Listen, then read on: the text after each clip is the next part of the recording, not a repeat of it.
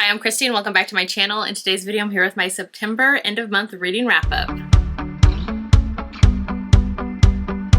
Alright, so I always do my reading wrap-ups in two parts. So today's is the end of the month reading wrap-up where I'm going to talk about the 17 books I read for the last half of the month. I did my mid-month wrap-up in the middle of the month where I wrapped up the 12 books I read for the first half of the month. So I'll link that below in the description for you because I'm not going to talk about those books here today. But I did read 29 books for the entire month of September, and like I mentioned today, we're here to talk about the last 17 that I read for the last half. As always, I will link every book that I talk about so that if you miss any or you want to go back and grab some for yourself, check them out as well. I will link them all below in the description of the video, as well as my Goodreads is always linked in the description below, where I review every book that I read. So if you want more of my thoughts, full reviews on any of these books, all that info is in the description for you. So with all of that out of the way, let's get into these 17 books today. First up is Bad for Business by Kat Singleton. So this one I had an arc of it, but it is out now. This is book 2 in her Pembroke Hills series. This one I really enjoyed. I gave it 4.5 stars. I feel like Kat Singleton just delivers on those billionaire heroes who are absolutely obsessed with their heroines. So that is definitely the case for this one as well. In this one we have a Grumpy Sunshine pairing, or Black Cat Golden Retriever energy, where the heroine in here is a publicist and the hero is her PR client who she's supposed to try to keep out of trouble, keep out of the press with bad press. So that's kind of the first initial setup of them. And then as the story goes on, you learn that they actually had a one-night stand in the past. So they have that history that they're kind of trying to not think about, not bring up while they're trying to keep it professional and work together. This one I had a lot of fun with. Like I mentioned, Kat Singleton just writes those billionaire romances really well. So when I'm kind of in the mood for a hero, absolutely obsessed with his heroine, billionaire vibes, the country club setting vibe for this series. So yeah, I gave it 4.5 stars. I really enjoyed this one. I just love how the hero was obsessed with the heroine, how he remembers her favorite drink order, kind of all of those things, and pays attention to the details. So fun. It's out now, 4.5 stars. Next, I read Rising Rain by Tessa Hale. So this is the third and final book in her Wolves of Crescent Creek series. I was sent this gorgeous PR copy with the sprayed edges. The hardcover is absolutely a stunner. It has this gorgeous interior in paper art, as well as a really pretty like overlay art of the heroine and all of her mates. This one I gave 5 stars to. I'm absolutely obsessed with this author's writing. I have read all of her books, all of her Wide Choose romances. I love them so much. So this is a paranormal Wide Choose Wolf Shifters romance, which is one of my favorite things to read. I love reading wolf shifter romances. And so in here, it's the heroine Ren and her 5 mates. So this is the final book in the trilogy, like I mentioned, and you definitely have to read all of the books in order because they all kind of leave off on cliffhangers and lead you into the next book, which again is following the same characters. So in this one, we're following Ren and her 5 mates, and they're all wolf shifters. Ren herself is like half wolf shifter. She's also half caster, so she has some magic as well that she uses, and I just loved this one so much. The conclusion to the series, I can't say too much because it definitely left off where book 2 did, but just know it's so fun. In the beginning of the series, Ren is kind of on the run. She's a heroine in hiding, and then some things happen with her getting pulled in and finding her mates and getting pulled into this wolf pack and then having to kind of take on the big bad together, and it kind of goes from there. I love the series 2 pieces. Tessa Hale is one of my favorite Why Choose authors, and I feel like if you want ones where the heroes all feel very, very different, she does that really well with Why Choose, and her audiobooks are fantastic as well. Highly recommend. Love this series so much. Gave them all 5 stars. 5 stars for this conclusion. It's out now. Next up, I read A Land So Wide by Erin A. Craig. So this is a new release that this author had come out at the beginning of September. I was waiting for my audiobook from the library and it finally came in. This one I'm gonna give like 3.5 stars. I've read majority of this author's books and I feel like they always just kind of deliver on that darker fairy tale, maybe more of like a mystery or very like atmospheric reads. And in the past I have enjoyed a lot of them. I would say this one's definitely not one of my favorites from this author. Like it was kind of slow and it took a while for me to kind of get into the story, so I didn't have the best time with it. So it was just okay. This is not one that I would recommend to pick up like if you were new to this author to try out. In this one, it is basically like the 1600s, 1700s or so the chapters say. Like I would say this one feels less set in a certain time, if that makes sense. Like if it didn't tell me that is when it was taking place, I wouldn't have known that was the case. It kind of felt like it could have been anytime, anywhere in the world. But basically it's following the heroine Greer, and she lives in this kind of trapped settlement out in the Canadian wilderness, which, not gonna lie, it totally gave me The Village vibes. If you've seen that movie, I actually rewatched it after this because I was like, it's just giving me all those vibes. Let me go rewatch that movie. So this definitely gave me those vibes of like them thinking that there's monsters outside of their settlement and them having to want to really protect themselves. Like nobody can go out there. It's kind of guarded, warded, all of the things. And so it's a little different, of course, than that movie, but that's just the vibes it gave me. So it kind of goes from there where she has this kind of childhood friends to lovers set up, and somebody that she knows is able to slip through the kind of guards or the ward boards and go outside of their settlement. And so she starts to become intrigued and decides to follow along. And it kind of goes from there where she's unearthing like family secrets along the way. Like I said, this was definitely more of a slower moving story. So if I wasn't doing the audiobook, I probably wouldn't have continued on because some of it was definitely a slog to get through. So 3.5 stars, not my favorite from this author, but I do enjoy their writing overall. All right, and then I had an audio ALC of Space Vampire by Ruby Dixon. So this is one of the books in the new like Scared Sexy Amazon Originals collection that she did with a bunch of other paranormal authors, and they wrote like little paranormal novellas. So I have a whole series review for all of these that I did a quick like binge of all of them, and I have a review up on my channel for the whole series, so I'll link that down below. But this one I gave 3.5/4 stars. This one was definitely one of my favorites in the series. This is kind of that classic Ruby Dixon feel of being set in space, and here we have a human woman who has kind of been left alone. She finds herself alone, stranded on this space station. She wakes up and she's all alone, and then she ends up hearing somebody else on the space station with her, and she runs into the hero who was kind of this, there was like a scientist on board who decided to do kind of this like genetically engineering modified vampire and alien hybrid. So that's who the hero is. So he is like a vampire alien, hence the name of the title. So in here they find themselves alone together and decide to go from there. And of course, eventually the hero is going to get hungry. And what does he need? He needs human blood, and she's the only one on the space station with him. And it goes from there. Very quick, steamy. It's a novella, so it was fun. Just not like one of my all-time favorites from Ruby Dixon, but overall like a fun one in the series. All right, next up I read If It Makes You Happy by Julie Olivia. So this is an author that I have actually read in the past, and I didn't really enjoy the other book I had read from her, so I was a little wary of this one, but I knew so many people loved this book. It was recently republished traditionally, so it has this new really pretty cover, and I decided to jump in because it sounded like things that I would love, and I'm so glad I did because I gave it 5 stars. So this one is set in the late 1990s, so it's like 1997. It's Vermont. It's very much fall vibes, which you can kind of tell by the cover as well. It was just everything that I wanted it to be. It is kind of like low-key giving like a Gilmore Girl vibes, which a lot of people mention, and so I did definitely jump into it for that as well. And I will say it delivers, but it's also like its own thing as well. This one is a slow burn. It's kind of this friends to lovers setup. The hero in here is actually a single dad, and he's a baker in town, and the heroine has recently taken over a B&B in the town, and so she's kind of more grumpy, comes from the city, and she takes over her mom's bed and breakfast because her mom has recently passed away. And so she is taking that over, and basically at one point her sister's telling her like, hey, you should be like mingling with the guests, talking to them like they're staying at a B&B to talk to you, like have fun, get to know them. So her sister kind of tells her you should at least get to know the guests or maybe make a friend in town. And so she's like, okay, the hero is my next door neighbor, and they've already kind of had this meet cute situation with one of his daughters and the heroine's dog. And so she's like, you know what, he's right there. He has to like bake for the inn. Let me like get to know him and become friends. And so it kind of goes from there with her kind of giving that more black cat energy at the start of the story. And I just really enjoyed this one. I love the vibes, love the small town. I love the interactions with the character. Like I said, it's slow burn, or friends to lovers, where eventually they get into this like kind of friends with benefits situation. So much fun. I really love this one. I feel like it's definitely worth all of the hype that people are loving it. I loved it too. 5 stars. Next, I read The Becoming by Nora Roberts. So this is the second book in her Dragon Legacy series, I think it is. It's like a trilogy. So I had read the first book at the beginning of the month and I really enjoyed it. And so I wanted to continue on in the trilogy. This one, I'm going to give like 3.5/ round up to 4 stars. I feel like it was fine. This is basically a fantasy trilogy from her where it kind of takes place in the real world as well as in this like fantasy kind of portal realm.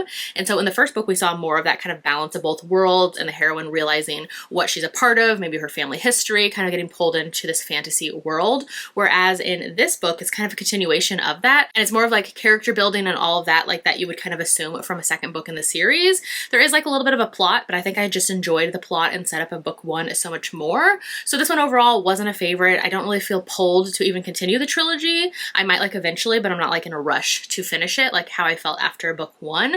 So 3.5, 4 stars, but book 1 I really enjoyed. I gave that one like 4.5 stars. Next, I read Crazy in Love by Laura Pavlov. So this is book 4 in her Rosewood River series, which is a small town series. I had an arc of this one and I loved it so much, but it is out now as well. This one I gave a 4.5 stars to. This one I had been waiting for this book for the whole series because in here it is the setup of the hero who is this like kind of grumpier billionaire guy, and the heroine is somebody in town who he's actually grown up with his whole life. They've gone to school together and they now are kind of in the same friend group because she is friends with a lot of his sister-in-laws and the women who are dating his brothers. And so she's kind of always around, and he definitely assumes the worst about her, and he thinks that she has it out for him, has it out for his family. He thinks she's behind this like anonymous gossip like newspaper column in town as well. And so he's like been convinced it's her and just kind of like hates her for that. And so this book was fun because obviously he's wrong. And so you get to see him realize that, definitely get told what's what by his family, by the heroine, and kind of him trying to make amends. And he eventually ends up hiring the heroine for a job for him because she's trying to get into like interior decorating or remodeling. And so it kind of goes from there. He is a billionaire, so he's able to like jet her off to Paris. It gives all of those like billionaire vibes as well. I just had a lot of fun with this one. I love the setup of them having this history in town. I love the found family aspect because the hero is part of the family that the whole series has been following. The heroine is very much a part of that family life as well. And I just enjoyed this one. It definitely has some emotional elements as well to both the hero's backstory and the heroine's kind of relationship, complicated relationship with her mother. And so we get a little bit of the emotional elements as well, which I feel like is when I enjoy Laura Pavlov books the most, is when she blends this like small town found family, but also with the emotional elements. So 4.5 stars. This is actually probably my favorite in the series, I think now. So yeah, definitely enjoyed this one. Check it out. It's out now. Crazy in Love by Laura Pavlov. All right, so then I was just having kind of a very busy week. Life was kind of chaotic in September with a lot going on. So I decided to jump back into a reread. So I reread All the Missing Pieces by Catherine Cowles. This is a gorgeous, stunning, like I think this one I got from PR. So it has like the pretty sprayed edges and the gorgeous foiling, just so stinking pretty. So this one, like I mentioned, I had a busy week, and so I was like, I just need to be able to listen to an audiobook that I can pop in and just kind of reread because I'm already like familiar with it. And so I've been wanting to reread this one for quite some time, and so I finally was able to make that happen. So I did the audiobook, and I love this book so much. Originally gave it 5 stars when I read it at the end of last year because this book came out in January. I read it early back then, and so it's been like 10 months since I've read the book, and I loved it again. 5 stars as always. This one's super fun, so if you want more like romantic suspense, this one leans more into the romantic suspense from Catherine Cowles,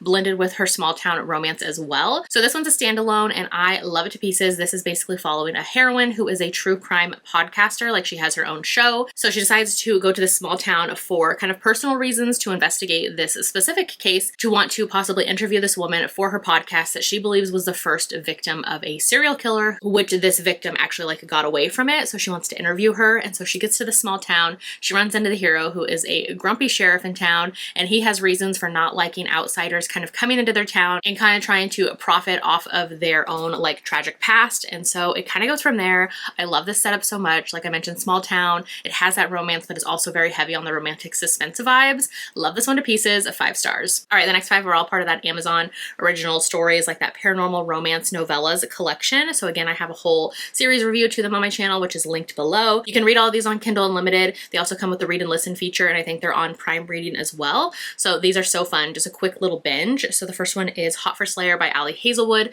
This one is a vampire heroine, which I loved, and then the hero is the vampire slayer. It also has amnesia, where he has no idea who he is, what he is, and she's like, dude, we've been enemies for literally like 1,000 years. And so it kind of goes from there of her trying to fill him in on their past and help him out while he has no idea who she is or that they're like mortal enemies. This one was fun. I gave it 4 stars. Next one I read is Falling by Christina Lauren. This one I gave 1 star to. It was my least favorite in the series. I did not have a fun time with it. This one is a kind of like heroine who is a human woman, and she ends up at this Halloween party. And so the hero is usually able to compel other people, but for some reason his magic, his ways don't work on her. And so they're kind of pulled together, and it kind of goes from there. This one was just super cringe to me. I did not enjoy it. Like I mentioned, 1 star. Then I read Beautiful Nightmare by Katie Robert. This one I really enjoyed. I gave it 3.5 stars. In this one, the heroine is a sleep paralysis demon in training, and the hero is a human hero. He is like a pediatrician. And so in this one, basically the heroine is kind of in training to go into people's dreams or into their sleep and feed off of their fear. And so instead she starts feeding off of his lust and care for her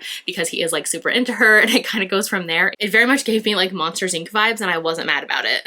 The next one was My Boyfriends Are All Monsters by Kimberly Lemming. This one I gave 2 stars to, another one of my least favorite in the series. This one, it was just kind of weird. It felt all over the place with the plot and with the storytelling. Basically a heroine, she comes into a small town and she ends up getting injured, and the hero kind of comes in, rescues her, shows up on a horse, takes her down into the small town, and she starts to realize that some people there are a little unique. There's a lot of like tentacles flying about, all the things. It kind of goes from there. I feel like the plot in this one was a major miss after the like setup of it, so not my favorite. Gave it 2 stars. This author though in the past hasn't really worked for me either, so maybe take that into consideration. Then the last one in the series was Spicy Little Curses by J.T. Geisinger. This one I gave 3 stars to. I feel like it was a fun set up, but I didn't like love it. I feel like maybe my taste and this author's writing just don't work the same as they once did. And so in here, this one is basically a heroine who's like an investigator. She's a reporter, she's a journalist, and she is tasked with going to New Orleans to look into urban legends and write a like Halloween story for it. So she hears about this urban legend of a tattoo shop having kind of like magical supernatural ink, and so in there is where she gets pulled into the hero. She shows up at his tattoo shop, and it kind of goes from there with her learning about a curse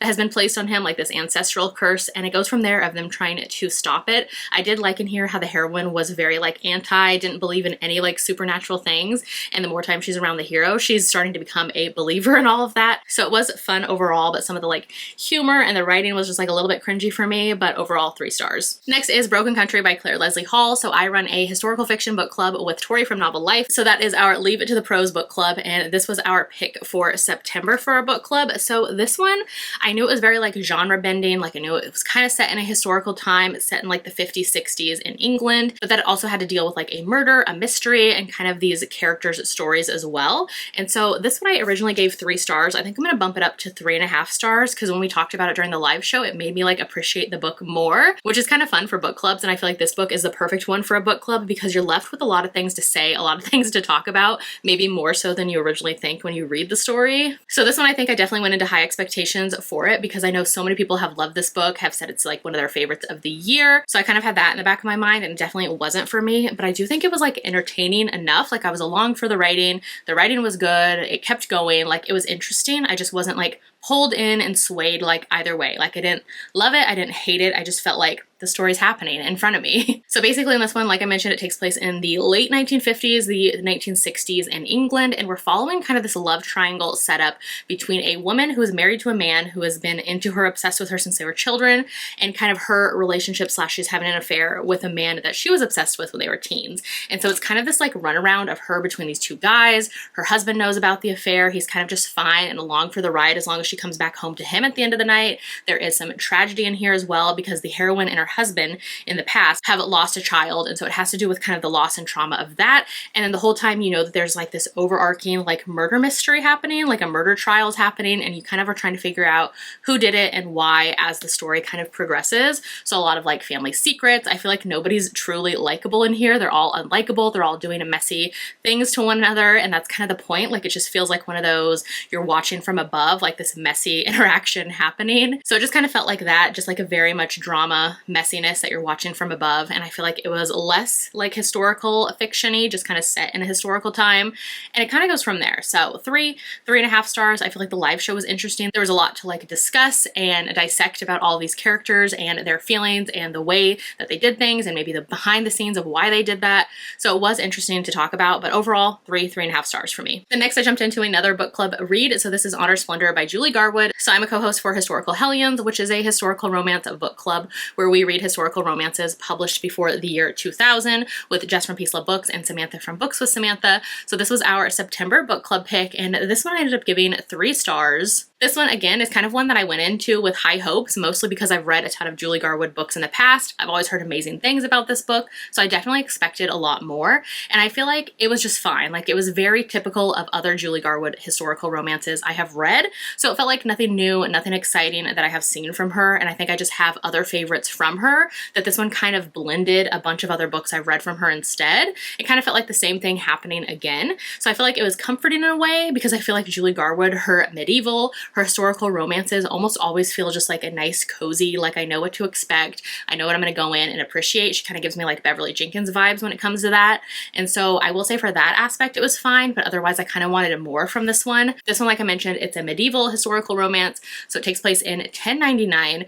And in here, the heroine, it starts off with her having this like awful, terrible brother. And her brother does something to the hero's sister. And so the hero shows up and wants to get revenge on the heroine's brother for what he did to his sister. And so he shows up and he is basically taken captive by the heroine's brother at the start of the story. And you see how the heroine decides to step in and rescue the hero. And so she's rescuing him, helping him out. And then along the way, he's like, yeah, actually, I was exactly where I wanted to be at the right time. I was actually there to abduct and kidnap you and take you prisoner, take you hostage to kind of get back at your brother. But like, you hate him too. So like, maybe we should be on the same page.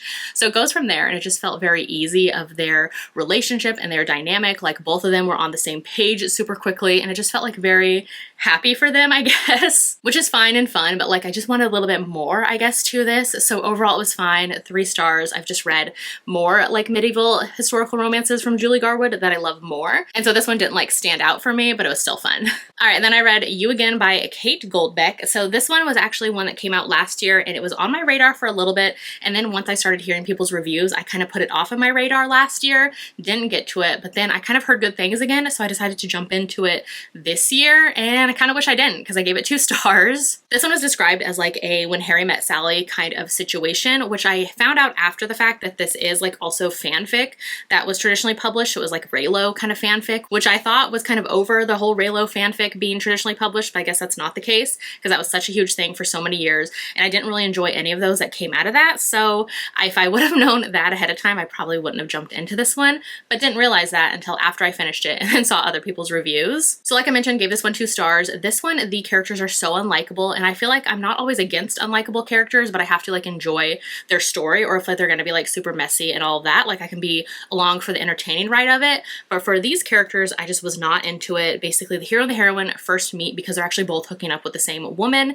and so they immediately kind of get off to the wrong start, and then they kind of have these other encounters throughout the years of like multiple like flash forwards in time where they meet again, and they're always kind of like just not getting along, not jiving, where eventually they start to realize, okay, we keep bumping into each other, maybe we should start like bumping into each other on purpose. They exchange numbers, they start to like text and call and hang out and realize that they actually have a lot in common. But like I mentioned, is dragged out amongst like multiple years. They're in different relationships over the time. There's a marriage involved, not to each other, and it just kind of felt very messy, unlikable. Like I just was not a fan, and it felt so drawn out. So not for me, gave it 2 stars, so now I know.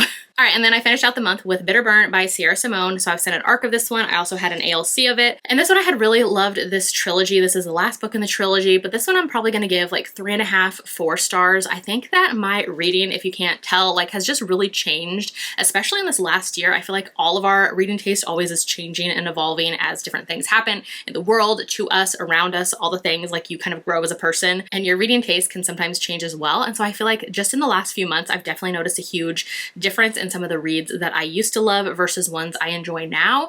And so this is one where when the series started, what, like a year or 2 ago, I loved it so much and ate it up, where now it has been that long since we got the 3rd book, and I'm just kind of not in that same reader headspace / wanting the same kind of things from books.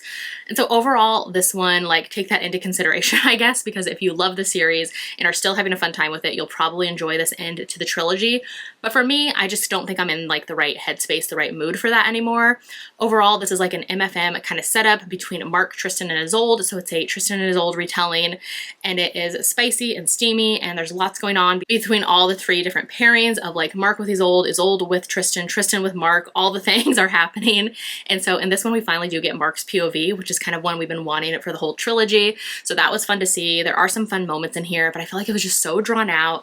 And there's moments in here that kind of tie it to some of Sierra Simone's other series, which I haven't enjoyed. This is like the only series from her I've loved overall. So I just wasn't here for all the things happening in this one for me. So 3.5, 4 stars. It was okay for the end of the trilogy. All right, so those are all 17 books that I read for the last half of September. Hopefully you enjoyed. Like I said, they're all going to be linked below for you. So if you want to go grab any or check any out, they're all linked in the description of the video. I also have the link to my September mid-month wrap up if you want to go see the 12 books I read for the first half of the month as well. Definitely let me know in the comments if you read any of the same books as me in September. If you had any favorites, I would love to know which books you loved in September. And otherwise, if you'd rather leave me an emoji in today's comments to let me know that you watched this video, leave me like a microphone emoji for the heroine in All the Missing Pieces. She is that true crime podcaster, so leave me like a microphone emoji in the comments. If you haven't done so yet, make sure to like and subscribe so you don't miss out on any of my future videos, and I'll see you in my next one. Bye!